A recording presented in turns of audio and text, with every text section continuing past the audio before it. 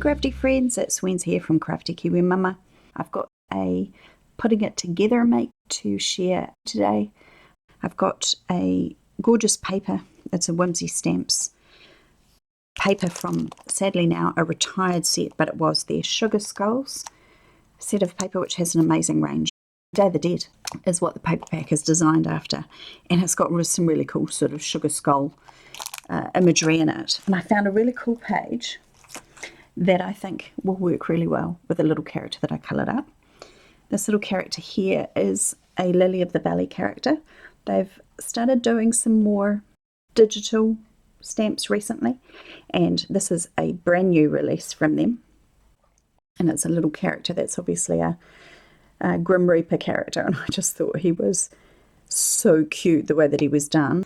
You won't be able to see it terribly well, but he's got slightly greeny tinge to his eyes because I've used a Copic marker. The ink in my printer is starting to run out, so I'm sort of getting grey rather than black lines, so I've gone over the eyes with black at the base and then a very dark green on top. So in the right light you can see he's got little greeny eyes. And then I started having a little play with some other elements that I had around, and I just loved that purpley hue, and I had a bit of an aha moment when I chose this paper, because I was thinking about the fact that I had these little bags that wrap, sorry, that's hubby sneezing in the background there, that wrap fruit and veggies and things, and I often keep these in their bright, colourful spectrum of colours. They're really cool. I'm hoping most of you will have experienced what these are and know what I'm talking about. This is a bright orange one that was sitting in my storage spot for these sorts of things. I've used this before. You can see the shape of it is sort of pinched at the top, and I've cut the bottom where normally there would be a similar to that little top ring. And in a previous make I used it as a witch's skirt. So there's all sorts of things that you can do with these fruit wraps, these little fruit bags. These ones are cotton ones, which I just think is a really cool texture to have on your card. So I keep my little plastic wraps from fruit and veggies and things. I have a bit of a drawer of them, and I remembered I had this purple one, so I've actually cut 2 layers. I basically put the bag, as you saw that orange one before that was double layered, and just kind of cut through it, stuck my image on top, and then cut around it until I was happy that I had a decent margin around the little character. Got a few little strays that will keep coming off for a little while from the actual mesh from cutting it. But I think that looks really cool for adding a little bit of texture and then being able to layer it up on here. It does take a little bit of extra gluing down, so what I'll do is I will probably put foam backing on this little character here, and then wet glue that can go through the layers of the mesh and then adhere it onto the octagonal card base. Now that's actually a super fun little trick I wanted to share with you as well. My paper started off looking like this, just a square page of 6x6 paper, and then I basically just measured the sides of the paper and cut off the 4 corners. And how I did it to make it even on each 4 corners is I did the first one, sort of getting a bit of an idea about, I measured and marked the same distance along the sides and then cut from that mark to the other mark to make sure that what I was getting was an even, I don't know what kind of triangle you call that, I'm not a mathy girl, but I think that would be, it's not equilateral I don't think, because that one's a bigger size, but whatever it is, it's the 90-degree one, right? One of the corners is 90 degrees. And then I took that same piece, put it in the other corner, cut that corner, put it in the other corner, cut that corner, and then so on until I had 4 corners evenly cut all the way around, which results, kind of in a very fun fashion, in a octagonal card base. So there's 2, 4, 6, 8 sides. Kind of fun. And then what I did was I took the card base. I lived in England for a lot of years, and I've got quite a lot of square card bases because that's a very English shape to create a card, and the whole time I lived in England, all my cards were square. They were always square, and of quite varying sizes too. I had 8x8s and 7x7s and 6x6 and 5.5 by 5.5. You name it. We had all sorts of different square card bases of varying sizes. This one happens to be approximately 7 inches square.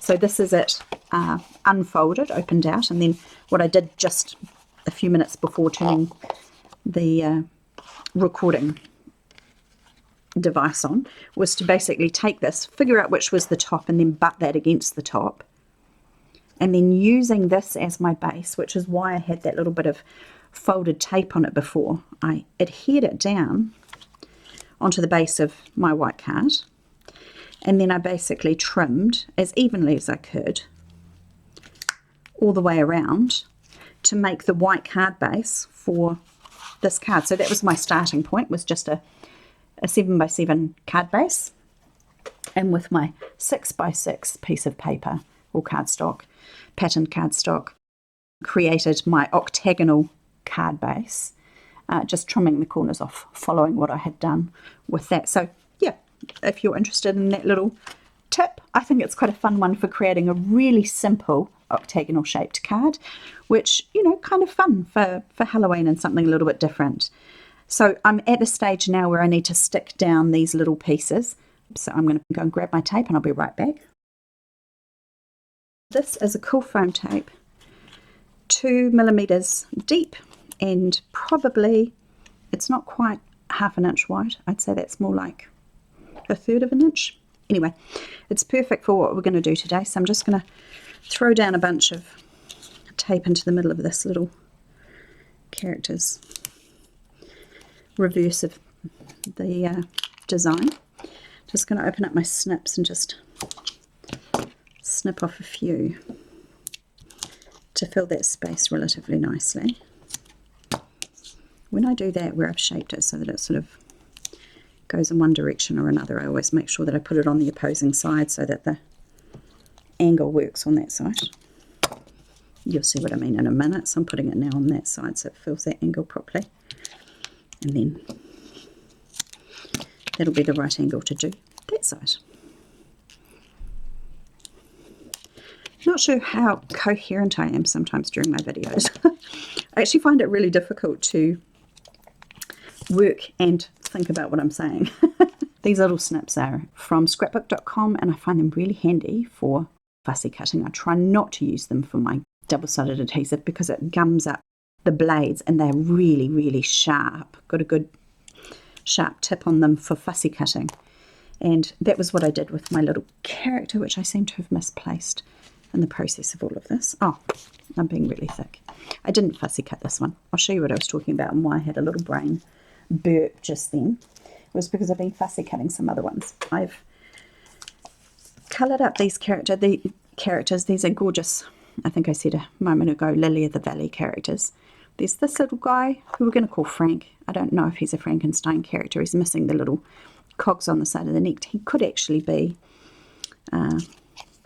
just a little undead character, or I thought he looked a little bit like the Hulk at one point, so he's super cute, but that's what I was fussy cutting, him. And another little character, which I've just got offside here. Look at that cute little guy.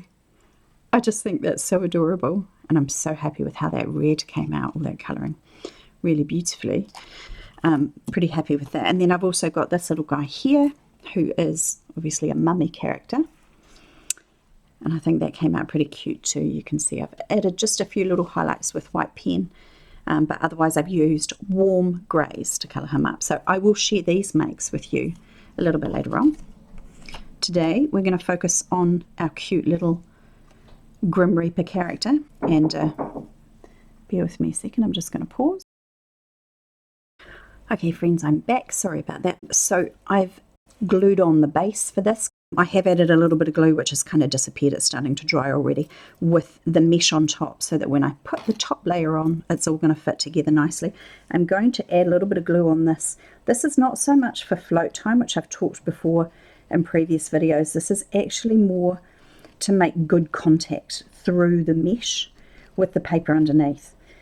So to make sure I've got enough sort of liquid glue on there to actually go through the mesh and adhere to the base below it.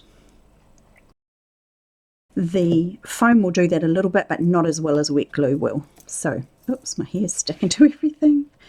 Make sure that we've got the top opening at the top of the design, and then we're just going to push this little character through the mesh onto the paper beneath. We hope that we can make good adhesion there. And then I'm going to have to trust the process and just grab a acrylic block or something heavy just to weight it down while I wait for the glue to kind of adhere. Make sure that I've got my little character strongly on there. Oh, this is super lovely and heavy. So I'm just going to stick that on top of the paper and slide it out of the way. That's just going to dry while I have a chat with you about some sentiment options. I have got some really lovely Lili of the Valley digital sentiments, and I was hoping to use one of those, but as I mentioned, my toner is starting to lose its deeper colour. It's not brilliant for printing solid sentiments, and so I'm going to go for a plan B. I've got a Tim Holtz Ideology pack here, and I've had a look at a couple of options. I've got this one as well, which is the Big Talk one, which is hilarious, but it's also very large. The print style is really large. But I needed something that would work with my little character, not just be funny, you know. So I had a look through this one, which is the, just says metallic sticker book. So I've had a look at a few different sentiments on here. I like the gold on the black. I think that's kind of fun. It does have gold on white, which I think is kind of cool. But I was thinking, you know, what can I use from these sentiments that would sort of work with the little character, the Grim Reaper character? And I thought, oh, this is a funny one. Finders keepers, as if he's found a soul he wants to keep, which is a little bit dark and a little bit funny. There was one that said, not all who wander are lost. There it is, halfway up the page. Not all who wander are lost. And I thought that could be really fun for our little Grim Reaper character. So I'm going to pull that off. What I'm just toying with at the moment is whether or not I'm going to try and mat this onto something first. So I do need to bring back our little glued down character. I'm hoping he's glued down well enough now that he's not going to spring off completely. Might need to leave him to settle for a little bit. I can see that I am going to need to mat that onto something. So, and I might just stick it straight across the bottom like that. Not all who wander are lost. So I'm going to go off and do that, and I'll come back with this matted onto a stronger piece of cardstock that I can sort of pop up on some foam underneath, and then I'll just show the finished piece with the sentiment glued down and everything ready to go.